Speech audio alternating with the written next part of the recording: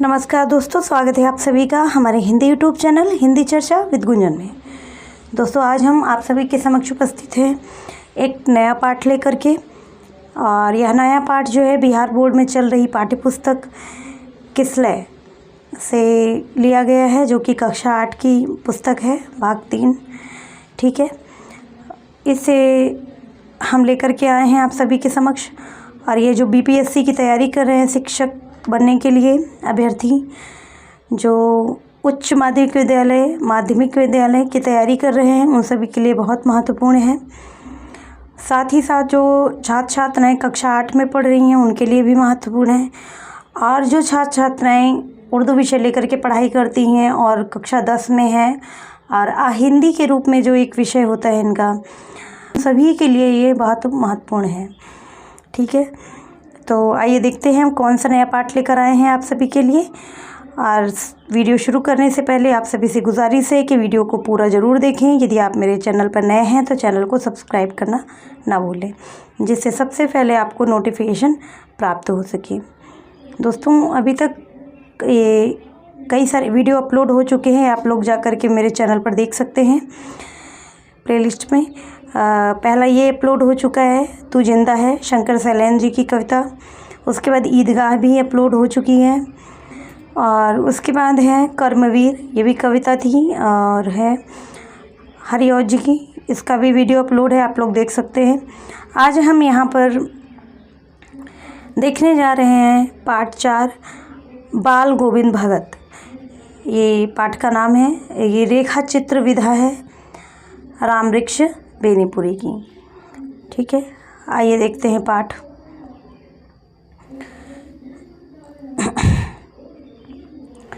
पाठ का नाम जैसे अभी देख चुके हैं ऊपर, बाल गोविंद भगत। ये रेखा चित्र विधा है, और रेखा चित्र विधा है रामवृक्ष बेनीपुरी जी की। आइए देखते हैं। रामवृक्ष बेनीपुरी रचित रेखा चित्र बाल गोविंद भगत धर्म के इस मर्म का उद्घाटन करता है कि धर्म पालन आडंबरों या अनुष्ठानों के निर्वहन में नहीं, बल्कि आचरण की पवित्रता और शुद्धता में है। नायक बाल गोविंद भगत गृहस्थ हैं। उनकी वेशभूषा साधुओं जैसी नहीं है, लेकिन उनकी दिनचर्या और निर्णय मनुष्यता की सच्ची और सही परिभाषा रचने में सहायक है। इस पाठ के माध्यम से आप एक नई गद्य विधा रेखा चित्र की विशेषताओं और रूप से भी परिचित होंगे। ठीक, जी हाँ दोस्तों, ये नई एक विधा है जो जिसे रेखा चित्र के नाम से जाना जाता है। और ये जो विधा है, ये एक कहानी के जैसी ही विधा है। कहानी का एक तरह से मान के चलिए नया रूप है। जिस प्रकार से अंग्रेजी में स्केच होता है, जो कि चित्रकला के अंतर्गत आती है, स्केचिंग।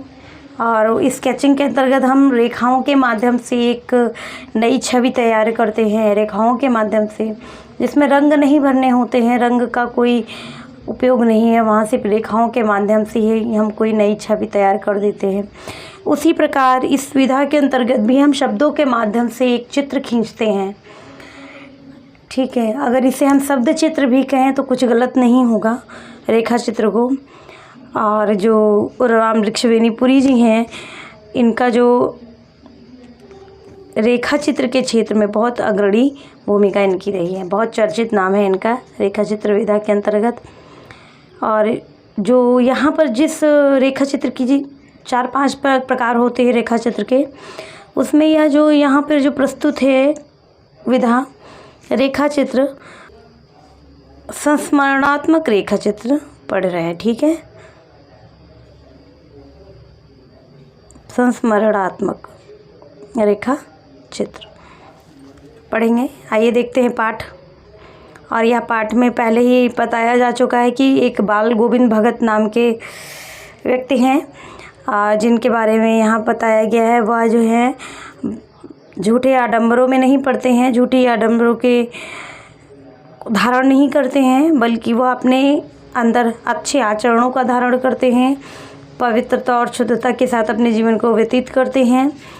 ठीक है। ऐसा नहीं है कि साधुओं वाला वेश बना के रखा है इन्होंने, कोई टीका बड़े बड़े छापा तिलक लगा के रखा है, बड़े बड़े जटाजूट जैसे बाल रखे हैं इन्होंने, और इनका जो 3-3 घंटे 4-4 घंटे वाली पूजा पाठ उस प्रकार का जिसे हम कई बार आडंबर बोल देते हैं, तो उस प्रकार का इनका कार्य नहीं है। इनके अंतर्गत जो साधुओं जैसा इनका जो व्यवहार है वह इनकी विशेषता है।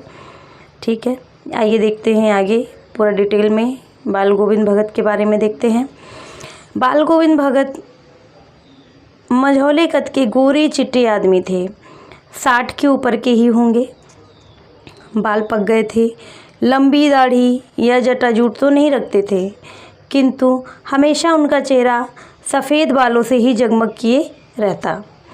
कपड़े बिल्कुल कम पहनते, कमर में एक लंगोटी मात्र और सिर में कबीर पंथियों की सी कनपटी टोपी। जब जाड़ा आता एक काली कमली ऊपर से ओढ़े रहते। मस्तक पर हमेशा चमकता हुआ रामानंदी चंदन जो नाक के एक छोर से ही औरतों के टीके की तरह शुरू होता है, गले में तुलसी की जड़ों की एक बेडौल माला बांधे रहते हैं। ठीक है, ये इनकी जो छवि है, बाहरी आवरण है, वह यहाँ पे प्रस्तुत किया गया है कि बाल गोविंद भगत जो एक व्यक्ति हैं, वो उनकी जो आयु है यहाँ पर, उनकी आयु जो है 60 से ऊपर की हो चुकी है और उनके बाल पक गए हैं, सफ़ेद हो गए हैं उनके बाल। ठीक है, दाढ़ी में उन्होंने कोई जटाजूट नहीं रखी है, बड़ी बड़ी दाढ़ियाँ नहीं रखी है, परंतु उनका चेहरा जो है हमेशा जो है सफ़ेद बालों से ही जगमग रहता है। सफ़ेद बालों से जगमग रहता है क्योंकि उनकी उम्र भी 60 के ऊपर हो गई है। ठीक है, कपड़े बहुत कम पहनते हैं ये, और कमर में एक लंगोटी मात्र और सिर में कबीर पंथी सी एक कनपटी टोपी, सिर पे एक मात्र छोटी टोपी पहनते हैं और एक लंगोट और धोती जैसा कुछ पहनते हैं। और जब जाड़ा आता है, जाड़े का मौसम आता है, तो ये एक ऊपर से काले रंग का कम्बल पतला ओढ़ लेते हैं और चेहरे पर इनके बहुत चमक है क्योंकि ये वास्तव में ये नियम के साथ चलने वाले हैं। ठीक है, और रामानंदी चंदन जो पीला चंदन होता है उसका एक टीका लंबा ये नाक से लेकर के माथे तक लगाते हैं और साथ ही साथ ये तुलसी की एक माला पहनते हैं। तुलसी की लकड़ियों से बनी हुई जो माला होती है गोल गोल, वह पहनते हैं। चलिए आगे देखते हैं। ऊपर की तस्वीर से यह नहीं माना जाए कि बाल गोविंद भगत साधु थे, नहीं, बिल्कुल गृहस्थ। उनकी गृहिणी की तो मुझे याद नहीं, उनके बेटे और पोतोहू को तो मैंने देखा था। थोड़ी खेती बाड़ी भी थी, एक अच्छा साफ सुथरा मकान भी था। ये ऊपर का जो चैप्टर हमने पढ़ा ये उनके बारे में, उनके व्यक्तित्व के बारे में बताता है, बाहरी आवरण के बारे में बताता है। और यहाँ पर लेखक जो है स्पष्ट कर रहे हैं कि ऊपर का जो हमने आवरण इनका बताया, उनका दृश्य बताया, तो इसका मतलब ये नहीं कि वो कोई साधु थे, वह साधु नहीं थे, बल्कि वह एक गृहस्थ हैं। और उनकी गृहिणी के बारे में उनको कभी लेखक को याद नहीं है, परंतु लेखक ने उनके बेटे और बहू को देखा है। थोड़ी खेतीबाड़ी भी है और एक अच्छा साफ सुथरा मकान भी है। किंतु खेतीबाड़ी करते, परिवार रखते भी बाल गोविंद भगत साधु थे।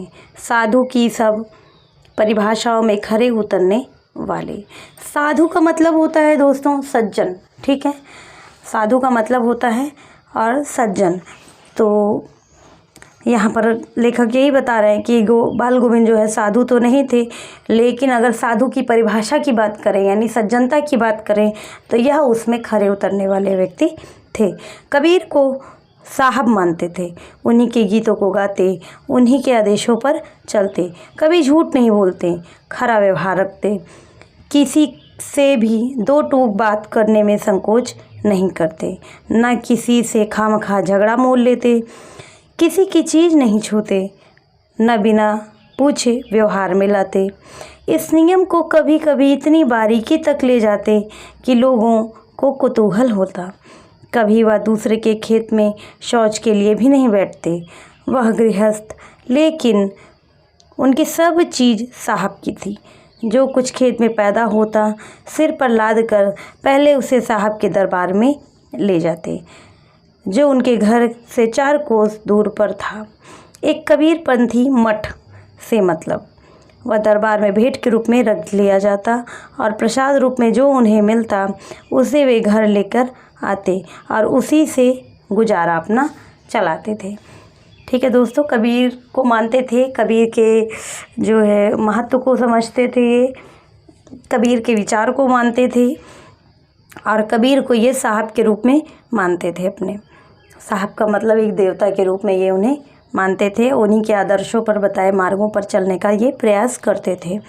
और इनके जो आदतों में था, तो इनकी आदतों में ये था कि ये झूठ कभी नहीं बोलते थे, लेकिन ये खरी खरी बात कहने में भी डरते नहीं थे। जिस प्रकार कबीर जो सत्य रहा है, जो हमारे जीवन के लिए सत्य रहा है, मनुष्यता के लिए सत्य रहा है, वो चाहे बुरा ही लोगों को क्यों ना लगता हो, लेकिन वो सत्य कहने से कबीरदास जी कभी नहीं चूके।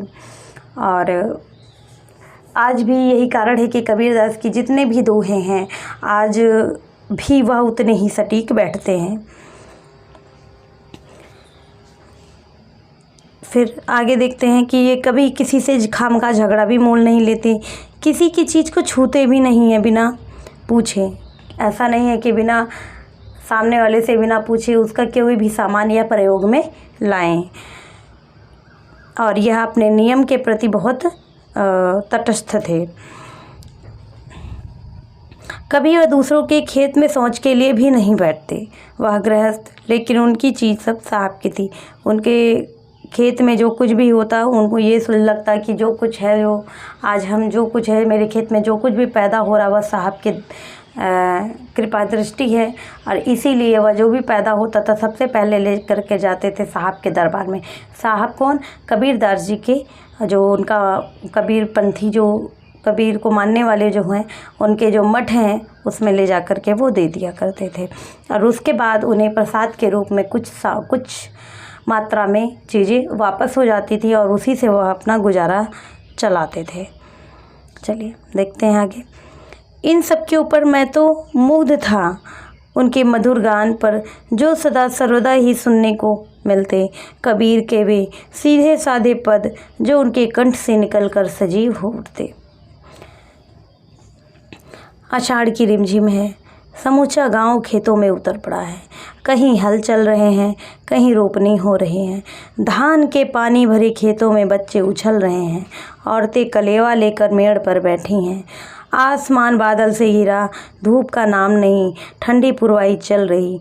ऐसे ही समय अपने कानों में एक स्वर तरंग झनकार सी कर उठी। ठीक है, यहाँ पर लेखक जो है वहाँ मौसम के बारे में बता रहा है कि आषाढ़ का महीना चढ़ गया है और आषाढ़ का महीना जो कि बरसात का महीना होता है, रिमझिम रिमझिम बारिश हो रही है। और इस बारिश खेतों में यह जो बारिश होती है वह किसानों के लिए अत्यंत महत्वपूर्ण होती है। इसलिए महत्वपूर्ण होती है क्योंकि इसी बीच धान की रोपनी का कार्य होता है, यानी धान लगाने का कार्य होता है।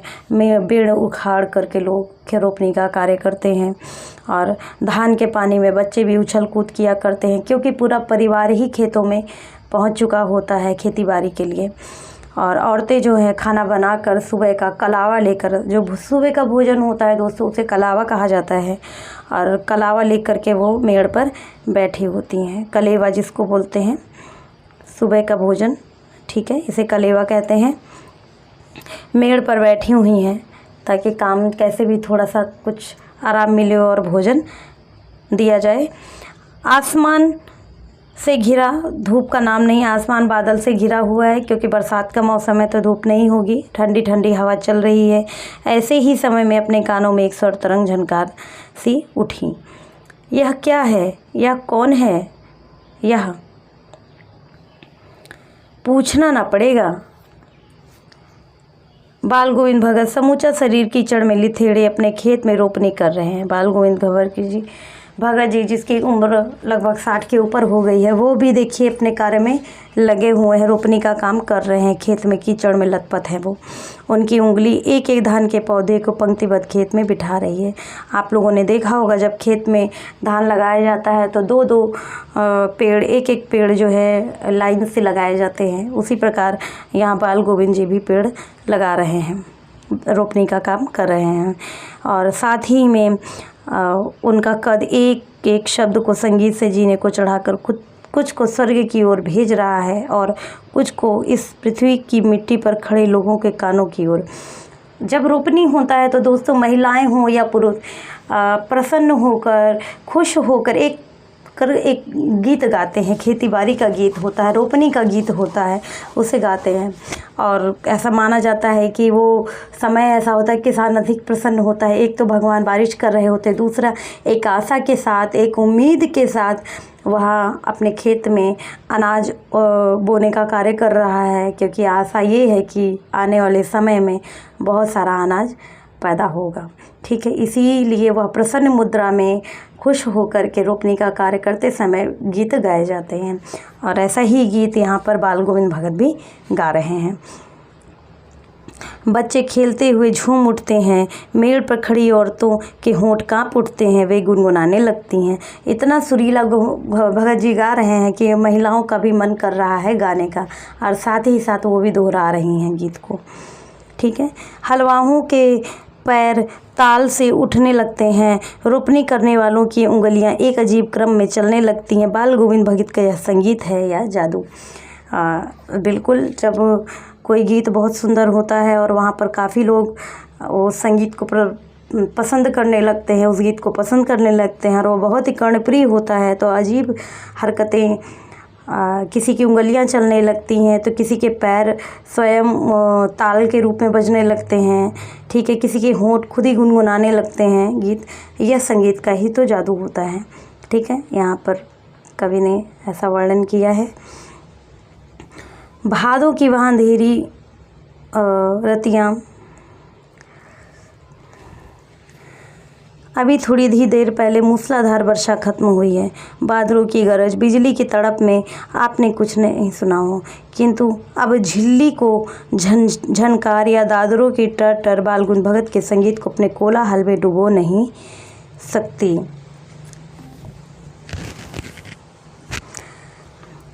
खंजड़ी डिमक डिमक बज रही है और वे गा रहे हैं।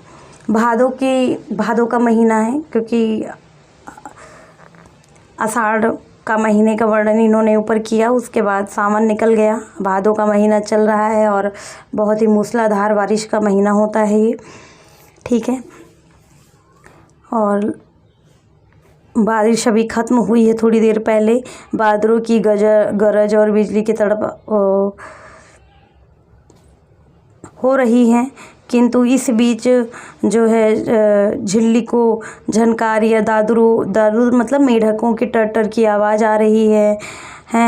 इसी बीच बाल गोविंद भगत भी अपना ये गीत सुरीले अंदाज में गा रहे हैं। साथ ही साथ वो खंजड़ी एक बजाने वाला वाद्य यंत्र जैसा है, उस खंजड़ी को बजा रहे हैं और वे गा भी रहे हैं कि गीत गा रहे हैं। गोदी में पियवा चमक उठे सखिया चिहुक उठना। हाँ, पिया तो गोद में ही है, किंतु वह समझती है वह अकेली है, चमक उठती है या चिहुक उठती है। उसी भरे बादलों वाले भादों की आधी रात में उनका यह गाना अंधेरे में अकस्मात कौंध उठने वाली बिजली की तरह किसे न चौंका देता। अरे, अब सारा संसार निस्तब्धता में सोया है, बाल गोविंद भगत का संगीत जगा रहा है। तेरी गठरी में लगा चोर मुसाफिर, जाग जरा। इस प्रकार के वह कर्णप्रिय मधुर गीतों को गा रहे हैं। भले ही पूरा समाज, पूरा गांव जो है गहरी नींद में ही क्यों ना सो रहा हो।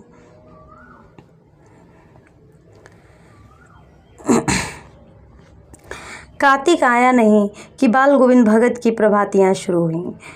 कार्तिक का महीना आ गया है, कार्तिक, ठीक है, और बाल गोविंद भगत की प्रभाती का मतलब होता है दोस्तों जो सुबह के समय गीत गाए जाते हों।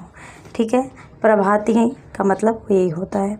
तो प्रभाती ये सुबह के समय वो अपने गीत शुरू कर दिए हैं, गा रहे हैं, और यह गीत उनका जो है फागुन तक चलता रहता है। ठीक है। इन दिनों वह सवेरे ही उठते, न जाने किस वक्त जगकर नदी स्नान को जाते, गांव से 2 मील दूर, वहां से नहा धोकर लौटते और गांव के बाहर ही पोखरे के ऊंचे भिंडे पर अपनी खंजड़ी ले जाकर बैठते और अपने गाने टेरने लगते।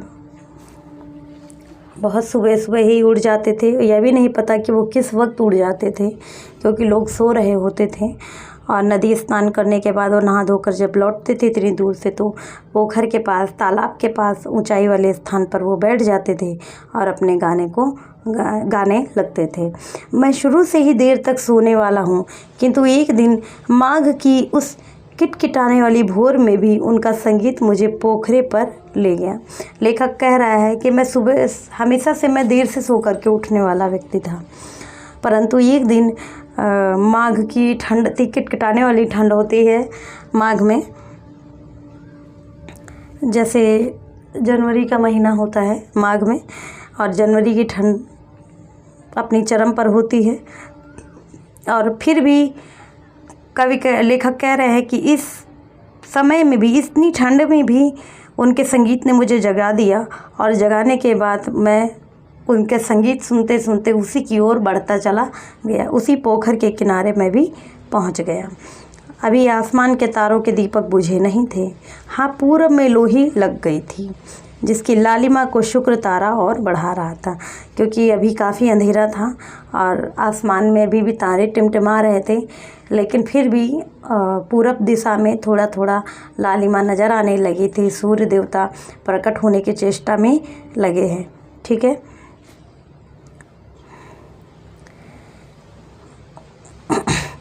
खेत, बगीचा, घर, सब पर कुहासा छा रहा था। सारा वातावरण अजीब रहस्य से आवृत मालूम पड़ता था। ठंड का महीना है, ठंड में कुहासा बहुत देर तक रहता है, और खेतों में भी, बगीचों में भी, घर पर भी, हर तरफ चारों ओर कुहासा ही कुहासा, कोहरा ही कोहरा नज़र आ रहा था।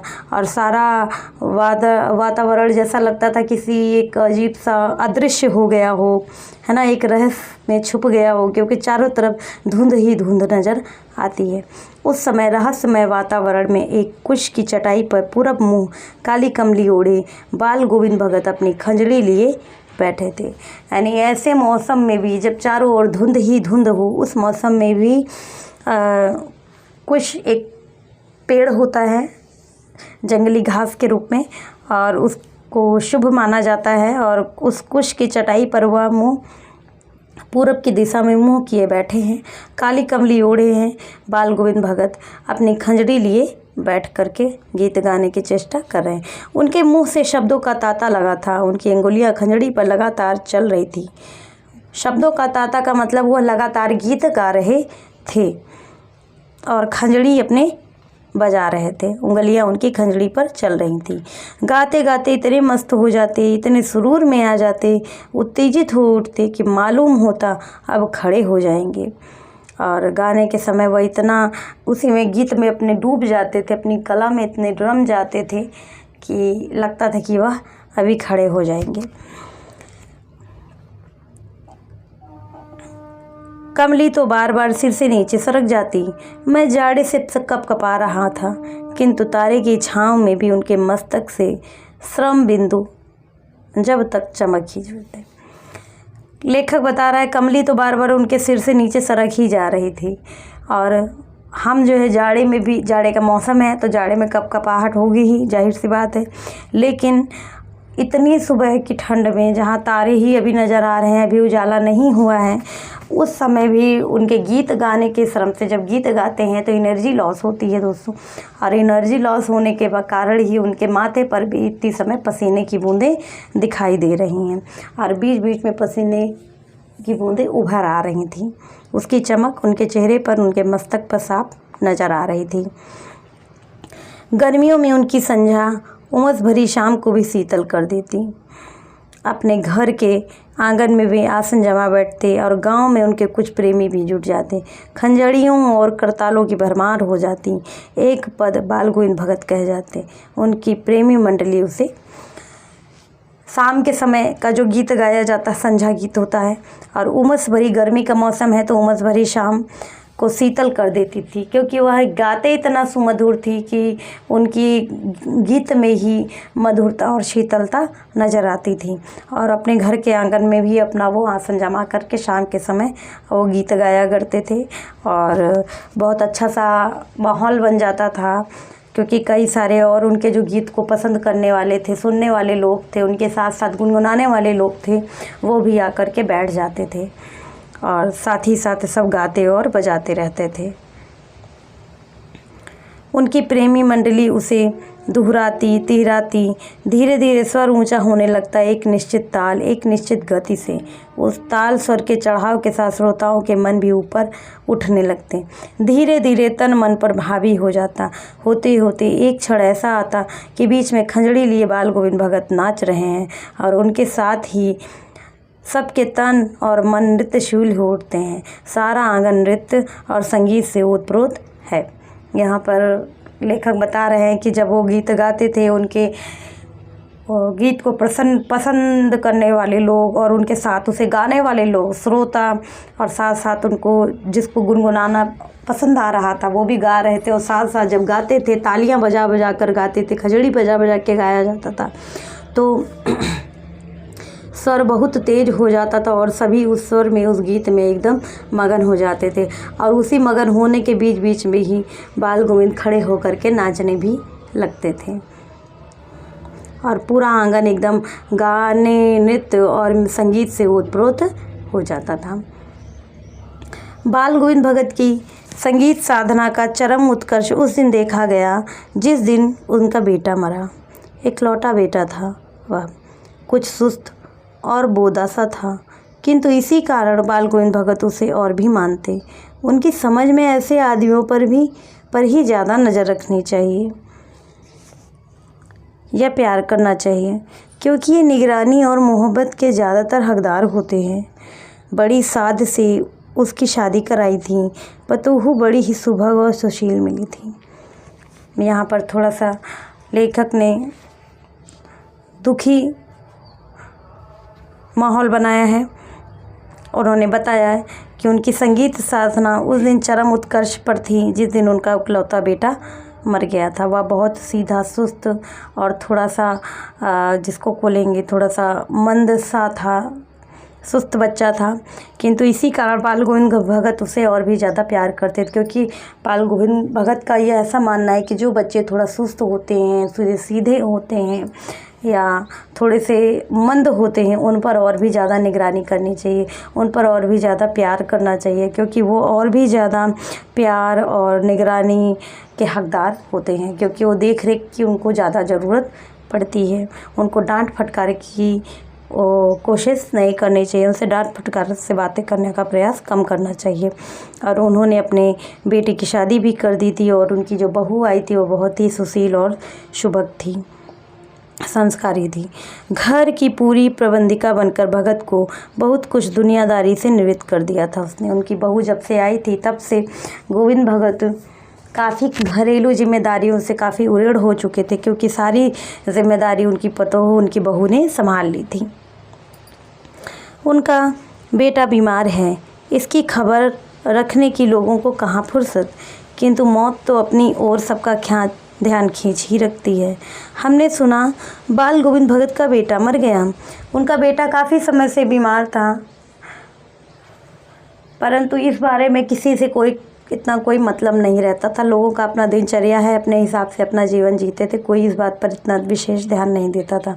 लेकिन जब उनका पुत्र मर गया तो यह शोर गांव-गांव में फैल गया कि भगत जी का जो है बेटा है वो गुजर गया, वो मर गया। कुतूहलवश उनके घर गया, देखकर दंग रह गया। बेटे को आंगन में एक चटाई पर लिटाकर एक सफ़ेद कपड़े से ढांक रखा है। वह कुछ फल तो हमेशा ही रोपते रहते, उन फूलों में से कुछ तोड़कर उस पर बिखरा रखे हैं।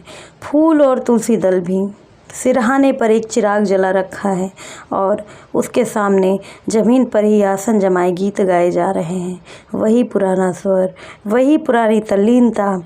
घर में पतोहू रो रही है जिसे गांव की स्त्रियां चुप कराने की कोशिश कर रही हैं, और किंतु बाल गोविंद भगत गाए जा रहे हैं। हाँ, गाते गाते कभी कभी पतोहू के नज़दीक भी जाते और उसे रोने के बदले उत्सव मनाने को कहते हैं। और यहाँ पर लेखक ने बहुत ही मार्मिक पंक्तियाँ प्रस्तुत की हैं। यहाँ पर बताया है कि बाल गोविंद जी किस तरह अपने पुत्र के मृत्यु पर भी गीत गा रहे हैं, क्योंकि उन्होंने, और वहाँ का जो दृश्य यहाँ पर प्रस्तुत किया गया है कि उस पुत्र को लेटाया गया है, उसके शरीर को लेटाया गया है, और उन्होंने जो खेती कर रखी थी, फूलों के पेड़ लगा रखे थे, उन्हीं पेड़ों से फूल तोड़ करके अपने पुत्र के आसपास बिखेर दिया था। तुलसी दल भी बिखेर रखा था सामने, सिरहाने पर चिराग जला रखा है, और वहीं ज़मीन पर वो आसन जमाए बैठ कर के गीत गा रहे हैं। और एक तरफ उनकी जो बहू है वो रोई जा रही है और वहाँ की स्त्रियां जो है उसे चुप कराने का प्रयास कर रही हैं। और बीच बीच में बाल गोविंद जी जो है अपनी बहू को भी जा कर के समझाने का प्रयास कर रहे हैं। कह रहे हैं कि ये रोने का समय नहीं, ये तो उत्सव है, इसको उत्सव के रूप में मनाओ।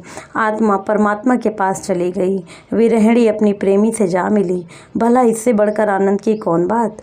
मैं कभी कभी सोचता यह पागल तो नहीं हो गए, किंतु नहीं, वह जो कुछ कह रहे थे उनमें उनका विश्वास बोल रहा था, वह चरम विश्वास जो हमेशा ही मृत्यु पर विजयी होता आया है। और बहुत अच्छी बात यहाँ पर लेखक ने की है। जिस प्रकार से बाल गोविंद भगत जी, जिसके बारे में बताया गया कि वो वो कबीर पंथ को मानने वाले थे, और कबीर पंथ ने, कबीरदास जी का हमेशा रहा है कि आत्मा और परमात्मा का मिलन उनका प्रसिद्ध मंत्र रहा, एक तरह से प्रसिद्ध बातें रही हैं। और यही बात यहाँ पर बाल गोविंद भगत जी कह रहे हैं कि आत्मा का परमात्मा से मिलन हो गया, यह तो उत्सव मनाने का समय है। एक जो विरहिणी थी वह अपने प्रेमी से जा कर के मिल गई, और जाहिर सी बात है कबीर जी दास जी ने आत्मा को विरहिणी माना था और परमात्मा को अपना प्रेमी माना था। और आज यहाँ पर वही चीज़ स्पष्ट की जा रही है कि जो आत्मा थी वह अपने प्रेमी, अपने पति से जा कर के मिल गई है, और ये उनका विश्वास था, और जो सत्य बात वो कह रहे थे यही उनकी सत्यता थी। यह सत्यता ही जो है मृत्यु पर हमेशा विजयी होती आई है। और आगे देखते हैं, बेटे के क्रियाकर्म में तूल नहीं किया, पतोहू से ही आग दिलाई उसकी, क्योंकि किंतु ज्यों ही श्राद्ध की अवधि पूरी हो गई, पतोहू के भाई को बुलाकर उसके साथ कर दिया, या आदेश देते हुए कि इसकी दूसरी शादी कर देना। इधर पतोहू रो रो कर कहती, मैं चली जाऊंगी तो बुढ़ापे में कौन आपके लिए भोजन बनाएगा, बीमार पड़े तो कौन एक चुल्लू पानी देगा। मैं पैर पड़ती हूँ, मुझे अपने चरणों से अलग नहीं कीजिए। लेकिन भगत का निर्णय अटल था, तू जा, नहीं तो मैं ही इस घर को छोड़कर चल दूंगा। यह थी उनकी आखिरी दलील, और इस दलील के आगे बेचारी क्या करती, चलती। अब यहाँ पर पुत्र के अंतिम संस्कार हो जाने के बाद, श्राद्ध क्रिया हो जाने के बाद, और बहू से ही उन्होंने मुखाग्नि दिलवाई और उन्होंने सारा कार्य करवाया बहू से ही, और उसके बाद ही बहू को उसके भाई के साथ भेजने की बात करते और यह कहते कि अब तुम अपने घर चली जाओ, और साथ ही साथ उनके भाई से बोल दिया कि अब इसकी दूसरी कहीं शादी कर देना। और बहू कह रही है कि नहीं, हम यह घर छोड़ करके नहीं जाएंगे, क्योंकि आपको बुढ़ापे में कौन देख रेख करेगा। और परंतु गोविंद जी का जो है निर्णय जो है अटल है, और उनकी जो दलील है वो आखिरी है, उनकी जो बातें हैं आखिरी है, और उनके निर्णय को मानने के अलावा और कोई चारा नहीं है। बाल गोविंद भगत की मौत उन्हीं के अनुरूप हुई। वह हर वर्ष गंगा स्नान करने जाते, स्नान पर उतनी आस्था नहीं रखते जितना संत समागम और लोक दर्शन पर पैदल ही जाते थे। करीब 30 कोस पर गंगा थी, साधु को कंबल लेने को क्या हक, और गृहस्थ किसी से भिक्षा क्यों मांगे। अतः घर पर खाकर चलते तो फिर घर पर ही खाकर लौट कर खाते। रास्ते भर खंजड़ी बजाते गाते, जहाँ प्यास लगती पानी पी लेते। 4-5 दिन आने जाने में लगते, किंतु इस लंबे उपवास में वही मस्ती। वह अब बुढ़ापा आ गया था, किंतु टेक वही जवानी वाली। इस बार लौटे तो तबीयत कुछ सुस्त थी। खाने पीने के बाद भी तबीयत नहीं सुधरी। थोड़ा बुखार आने लगा, किंतु नियम व्रत को छोड़ने वाले नहीं थे। वहीं दोनों जून गीत, स्नान, ध्यान, खेती बाड़ी देखना दिन दिन छीजने लगे। लोगों ने नहाने धोने से मना किया, आराम करने को कहा, किंतु हंसकर टाल देते रहे। उस दिन संध्या में गीत गाए, किंतु मालूम होता जैसा धागा टूट गया हो, माला का एक एक दाना बिखर गया हो। भोर में लोगों ने गीत नहीं सुना। जाकर देखा तो बाल गोविंद भगत नहीं रखे, सिर्फ उनका पंजर पड़ा है। इस प्रकार बेनीपुरी जी इस संस्मरण को ख़त्म करते हैं, इस रेखा चित्र का अंत करते हैं कि बहू के चले जाने के बाद भी वह अपने नियम में उसी प्रकार नियम से जीवन को जी रहे थे और गंगा का स्नान करते थे वो हर साल। और इस बार भी वो जाते थे गंगा स्नान करने के बाद वहाँ से लौटते, और जो वो खा पी करके घर से ही जाते और लौट कर वो घर पर ही खा कर जाते। यानी बहुत ही अपने नियम के बाल गोविंद जी पक्के थे। और खाने पीने तबीयत इस बार उनकी सुस्त हो गई और लोगों ने उनसे कहा कि नहीं, अब आप आराम करने का समय है। ऐसा ज़रूरी नहीं कि सुबह सुबह उठ करके आप स्नान करिए, थोड़ा सा आराम करिए। परंतु वह नहीं मानते थे, अपना नियम से जीवन जीने का प्रयास करते थे और इसी प्रकार जीवन जीते हुए एक दिन उनकी मृत्यु हो जाती है। और एक संगीत जो होता है वो सूना हो जाता है, एक स्वर जो होता है वो शांत हो जाता है और लोग फिर भगत जी को नहीं, बस उनके पिंजर यानी उनकी देह को ही देख पाते हैं। इस प्रकार ये संस्मरण या रेखा चित्र जो है यहीं पर अंत हो जाता है। और बहुत ही सुंदर और मार्मिक रेखा चित्र रहा है। इससे संबंधित जो प्रश्न बन सकते हैं दोस्तों, वो प्रश्न बहुत विशेष प्रश्न नहीं बनेंगे, बहुत कठिन प्रश्न नहीं बनेंगे। बस इतना ध्यान रखिएगा कि ये जो बाल गोविंद भगत जो टाइटल है, इस टाइटल की जो विधा है उसे ध्यान में रखिएगा। ठीक है, ये कौन सी विधा है, साथ ही साथ किस लेखक की ये विधा है, लेखक का नाम ज़रूर ध्यान रखिएगा। ठीक है, और जो बाल गोविंद जी के बारे में, व्यक्तित्व के बारे में जो थोड़ा बहुत जानना है, वो अभी आपने इसको पढ़ा है, वही थोड़ा बहुत उसी से प्रश्न अगर आता है तो आता है, वो किस प्रकार के व्यक्ति थे, है ना। तो वो स्वभाव से साधु की तरह थे, यानी सज्जन पुरुष थे और नियम के बहुत पाबंद थे। अपने नियम के अनुसार वो जीवन जीने में विश्वास रखते थे। वो कबीर को अपना साहब मानते थे, है ना। कबीर दास जी को वो अपना साहब मानते थे और उन्हीं के भजनों को, उन्हीं के गीतों को वो गाया करते थे। और एक चीज़ और हो सकता है कि कबीर बाल गोविंद भगत जी के कितने पुत्र थे, और तो उनका एक पुत्र था। ठीक है, एक पुत्र था जिसकी मृत्यु भी उनके सामने ही हो जाती है। एक पुत्र था, उसकी भी मृत्यु हो जाती है। उसके बाद उन्होंने अपने बहू को अपने मायके भेज दिया था। बहुत विशेष और कोई प्रश्न नहीं है इसमें। बाकी वीडियो कैसा लगा आप लोग कमेंट बॉक्स में ज़रूर बताएंगे, और किस प्रकार का आपको वीडियो चाहिए वो भी ज़रूर बताएं। ठीक है, पूरा वीडियो देखने के लिए आप सभी का बहुत बहुत धन्यवाद।